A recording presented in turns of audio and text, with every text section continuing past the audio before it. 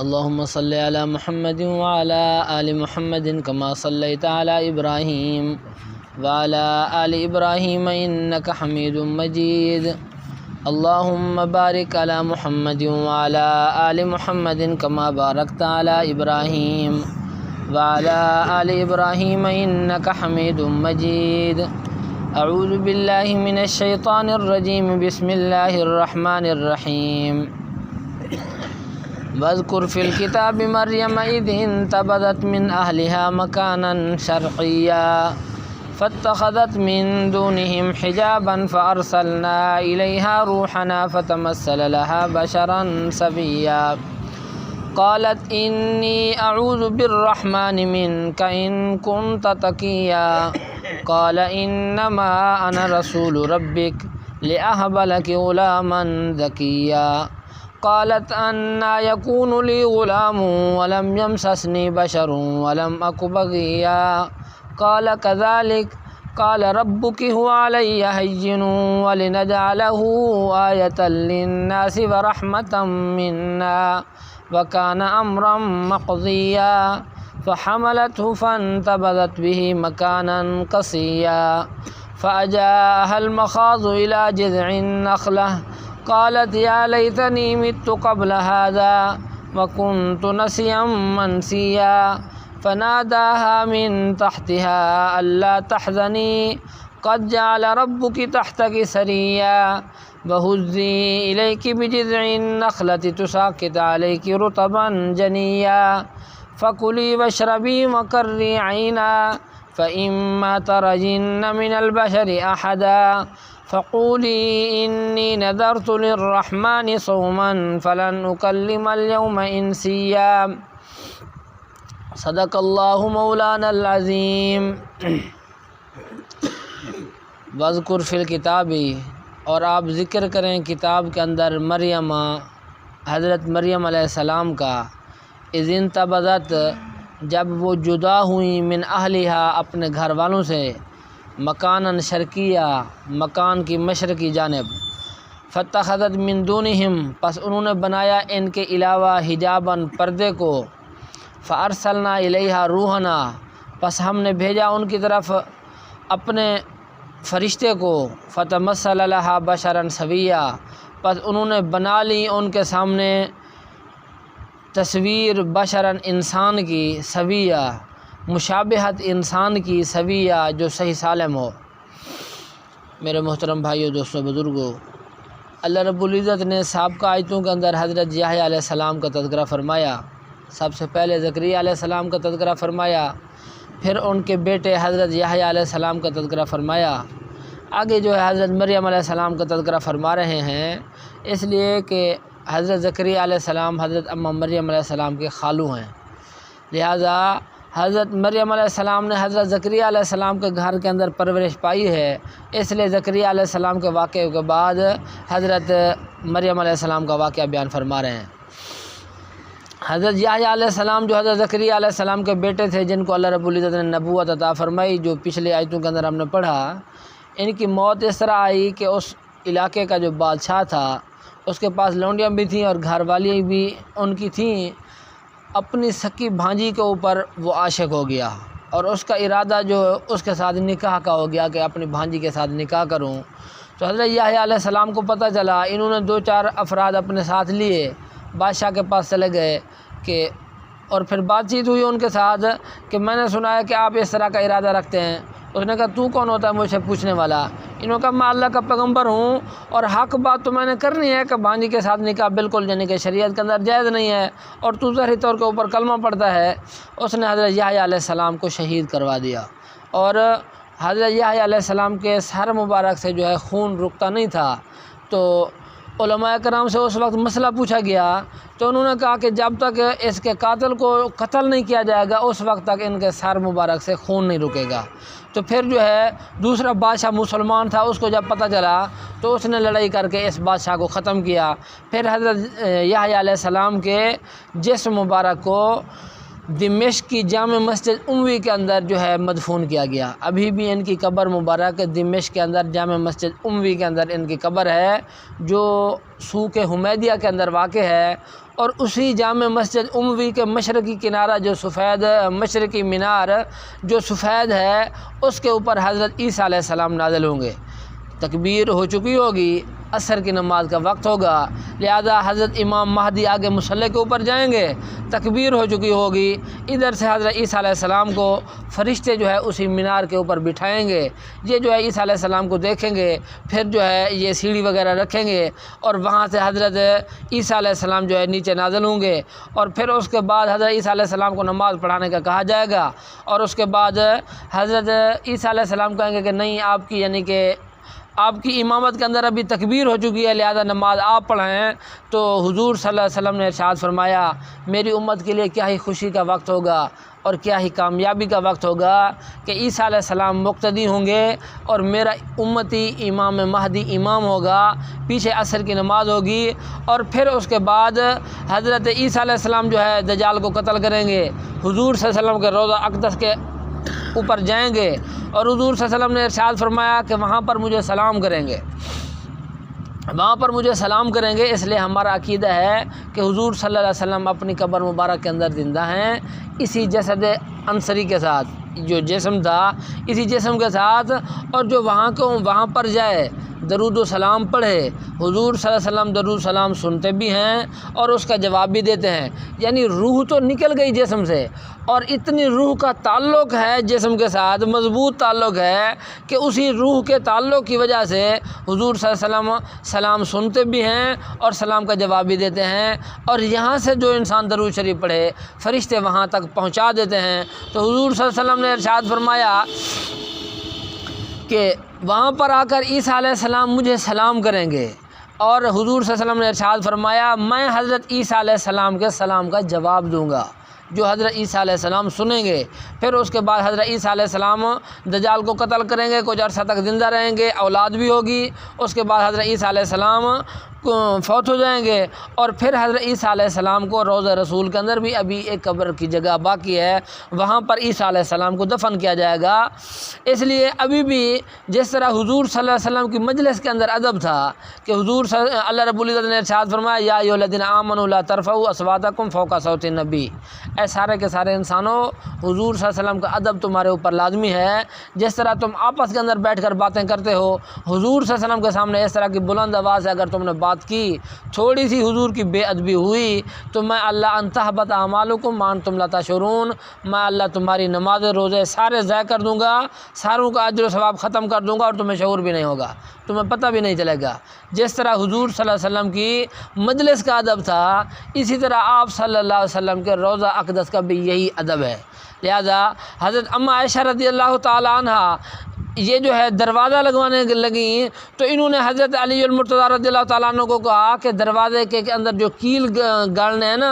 وہ یہاں پر نہ گاڑو، کیونکہ روضہ رسول قریب ہے، حضور صلی اللہ علیہ وسلم کو ایسے تکلیف ہوگی، آواز نکلے گی، لہذا باہر جاؤ اور وہاں سے یعنی کہ اس کے اندر کیل گڑوا کر تب آ کر یعنی کہ یہاں پر لگواؤ۔ اس لیے حضرت اما عائشہ رضی اللہ تعالیٰ عنہ حضور صلی اللہ علیہ وسلم کا اتنی ادب کرتی تھیں۔ اور آج بھی روضہ رسول کے اوپر جو یعنی کہ جھاڑو لگایا جاتا ہے، وہ یہ عام جھاڑو نہیں ہے، بلکہ ریشم کا جھاڑو لگایا جاتا ہے، جس سے ریشم کے جھاڑو کی آواز بھی نہیں نکلتی۔ اتنی یعنی کہ حضور صلی اللہ علیہ وسلم کی قبر مبارک کا ادب ہے کہ تھوڑی سی آواز بھی نہ نکلے، ریشم کا جھاڑو وہاں پر لگایا جاتا ہے۔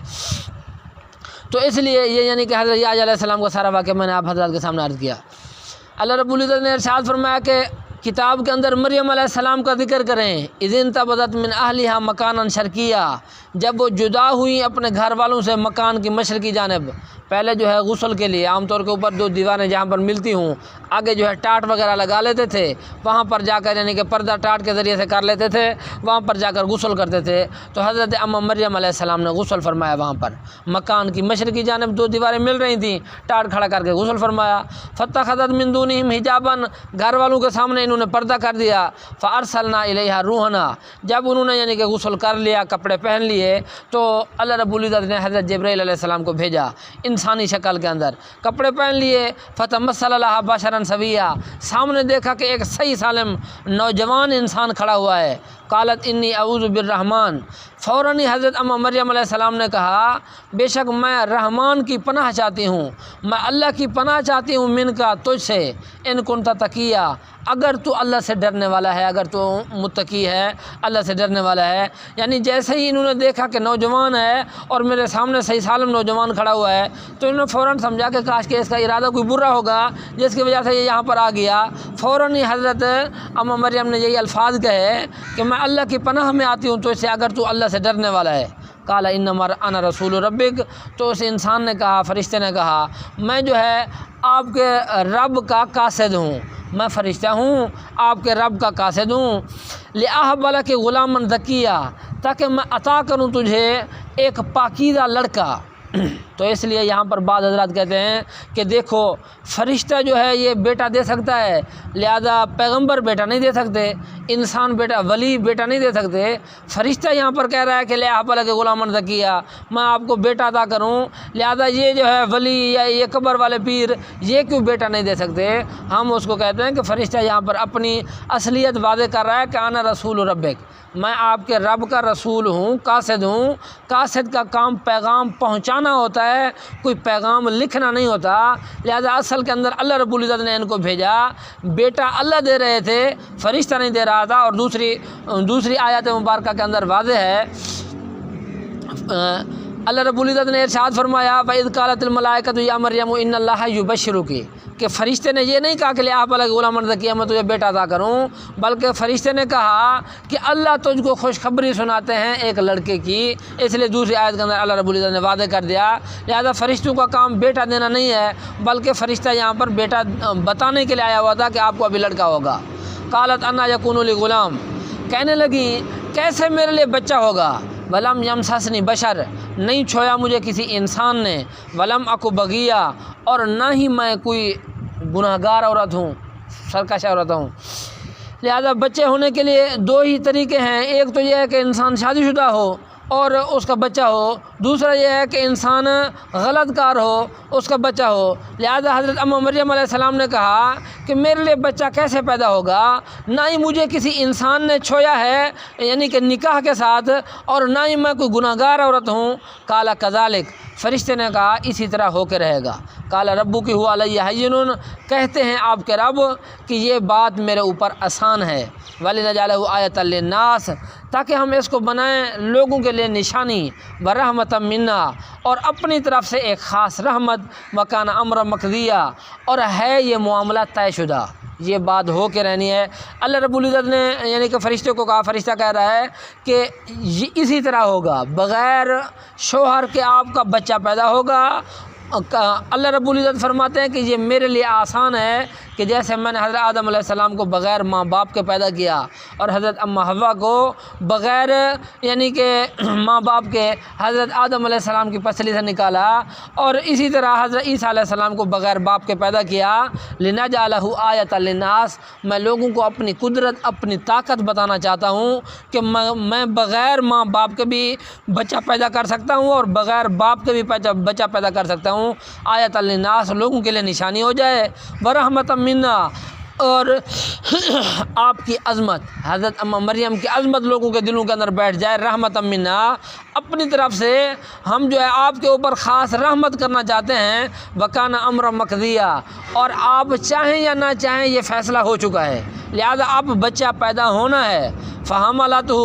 پس انہوں نے اس بچے کو اٹھایا، فانتبذت بھی، پس وہ چلی گئی ان کے ساتھ مکاناً قصیّا، دور مکان کی جانب۔ تو حضرت جبرائیل علیہ السلام تھے جو انسانی شکل کے اندر تھے، انہوں نے یا تو گریبان کے اندر حضرت اماں مریم کی گریبان کے اندر پھونک مارا، یا یہ ہے فرشتے اگرچہ انسانی شکل کے اندر بھی ہیں تب بھی ان کے اندر کوئی شہوات نہیں ہوتی، تب بھی وہ کچھ کھاتے پیتے نہیں ہیں انسانوں کی طرح۔ اسی طرح فرشتوں کی نہ شادیاں ہیں نہ یعنی کہ ان کے اندر کوئی شہوات ہیں۔ حضرت جبرائیل علیہ السلام نے یا تو آستین کے اندر، یہاں پر بازو کے اندر پھونک ماری، یا گریبان کے اندر پھونک ماری، تو اس سے اللہ رب العزت نے حضرت مریم علیہ السلام کے پیٹ کے اندر یعنی کہ حمل ٹھہرا دیا، فانتبذت بھی مکانا قصیا، پس وہ اس حمل کو لے کر گئیں دور مکان کی جانب۔ تو اس کے اندر اختلاف ہے، بعض مفسرین کہتے ہیں کہ حضرت عیسیٰ علیہ السلام 3 دن کے اندر بس پیدا ہو گئے، جیسے انہوں نے پھونک ماری 3 دن کے اندر بس پیدا ہو گئے، کوئی کہتا ہے کہ 6 مہینے کے اندر، کوئی کہتا ہے کہ 9 مہینے کے اندر۔ بہرحال حضرت عیسیٰ علیہ السلام یعنی کہ حضرت مریم حاملہ ہو گئیں۔ فاجاء المخاض، پس ان کو درد ذہن نے مجبور کیا۔ مخاض کہتے ہیں درد دہ کو، جو یعنی کہ بچہ پیدا ہونے سے پہلے جو درد شروع ہوتا ہے یہ درد دہ ہوتا ہے۔ لہذا حضرت مریم کو پتہ چلا کہ ابھی میرا بچہ پیدا ہونا ہے، لہذا ان کو مجبور کیا درد ذہن نے الی جذع النخلہ، کھجور کے تنے کی طرف۔ لہذا جب وقت قریب آیا تو حضرت مریم جو ہے گھر سے دور چلی گئیں، اور پھر اس کے بعد جب مزید قریب آیا، درد ذہن شروع ہوا، تو ایک کھجور کا خشک تنا کھڑا ہوا تھا، اس کے ساتھ ٹیک لگ کر جو ہے بیٹھ گئیں۔ قالت یا لیتنی، تو کہنے لگی کہ اے کاش مت قبل ھذا، میں مر چکی ہوتی اس سے پہلے، وکنت نسیا منسیا، اور میں بھولی بصری ہوتی، یعنی کوئی میرا نام نشان بھی نہ ہوتا، کوئی میرا نام لینے والا بھی نہیں ہوتا، کاش میں اس سے پہلے مر چکی ہوتی۔ میں کیسے یعنی کہ یہاں پر درد دے برداشت کر رہی ہوں کہ کوئی عورت بھی میرے ساتھ نہیں ہے، اور یہ بچہ میں لے کر سامنے کیسے جاؤں گی اپنی یعنی کہ عوام کے سامنے۔ فناداها من تحتها، جب یہ حالت حضرت مریم علیہ السلام کی ہوئی تو اس فرشتے نے آواز دی من تحتها، اس کے نیچے سے یعنی یہ ٹیلے کے اوپر بیٹھی ہوئی تھی کھجور کے تنے کے ساتھ ٹیک لگائے ہوئے، نیچے سے فرشتہ آ کر کھڑا ہوا تو انہوں نے وہاں سے آواز دی اللہ تحزنی، بالکل پریشان نہ ہو جائیے، قد جعل ربک تحتک سریا، تحقیق بنایا ہے آپ کے رب نے آپ کے نیچے سے چشمہ۔ حضرت مریم کے پاؤں کے ساتھ اللہ رب العزت نے چشمہ ظاہر کر دیا، چشمہ نکال دیا وہاں پر۔ وہزی الیکی، اور آپ حرکت دیں اپنی طرف، بجذع النخلہ، کھجور کے تنے کو، تو ساکت علیک رطبا جنیا، وہ گرائے گا آپ کے اوپر تازہ کھجور۔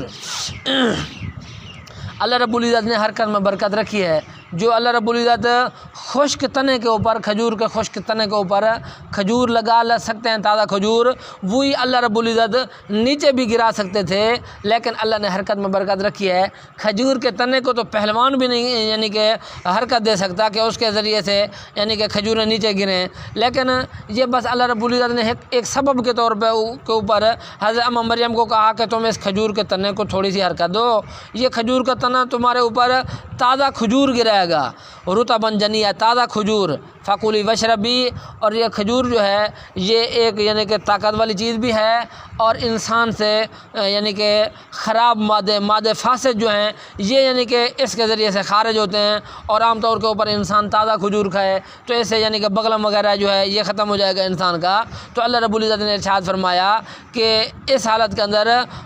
گندے مادے فاسد کرنے کے لیے انسان تازہ کھجور کھائے۔ فکلی وشربی، پس تم کھاؤ، وشربی، اور پیو اس چشمے سے، وقری عینا، اور اپنے بیٹے کو دیکھ کر اپنی آنکھیں ٹھنڈی کرو، فإما ترین من البشر احدا، پس اگر آپ دیکھیں انسانوں میں سے کسی انسان کو، فقولی، پس تم کہو کہ بے شک انی نذرت للرحمن صوما، بے شک میں نے نظر مانی ہے اللہ رب العزت کے لیے روزے کی، فلن نکلم اليوم انسیا، پس نہیں میں کلام کروں گی آج کے دن کسی انسان سے۔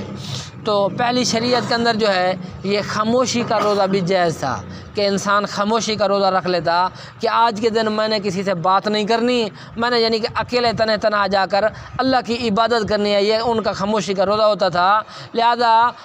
ہماری شریعت کے اندر یہ چیزیں جائز نہیں ہیں کہ انسان کسی سے بات نہ کرے اور خاموش ہو کر ایک طرف بیٹھ جائے۔ ہماری شریعت کے اندر رہبانیت پہلی شریعتوں کے اندر جائز تھی کہ یعنی کہ نیک لوگ، عالم لوگ چلے جاتے پہاڑوں کے اندر بیٹھ کر، جنگلات کے اندر بیٹھ کر جو ہے اللہ کی عبادت کرتے اور کسی کے ساتھ کوئی بات وغیرہ نہ کرتے۔ ہماری شریعت کے اندر یہ بات جائز نہیں ہے۔ حضرت عثمان ابن مظعون رضی اللہ تعالیٰ عنہ ایک مرتبہ قافلہ جا رہا تھا، ایک جگہ کے اوپر پانی بھی تھا، سبزہ بھی تھا، انہوں نے حضور صلی اللہ علیہ وسلم سے کہا یا رسول اللہ صلی اللہ علیہ وسلم اگر آپ مجھے اجازت دیں تو میں یہاں پر ٹھہر جاؤں اور اپنا وقت گزاروں۔ حضور صلی اللہ علیہ وسلم نے ارشاد فرمایا نہیں، رشتہ داروں کے اندر ٹھہرنا ہے، اور یہ یعنی کہ کڑوی کسیلی باتیں جو ہیں تم نے برداشت کرنی ہے، لہذا اس کے اوپر اللہ رب العزت اجر عطا فرمائیں گے۔ تو اس لیے اسلام کے اندر بالکل اکیلا پن، تنہا پن، کسی سے بات نہیں کرنی، بالکل اکیلا ہو جانا یہ جائز نہیں ہے۔ اسلام کے اندر رہبانیت جائز نہیں ہے۔ تو حضرت مریم علیہ السلام نے خاموشی کا روزہ رکھا، پھر آگے اللہ رب العزت تفصیل کے ساتھ حضرت عیسیٰ علیہ السلام کی بات کو نقل کر رہے ہیں۔ اللہ عمل کرنے کی توفیق عطا فرمائے۔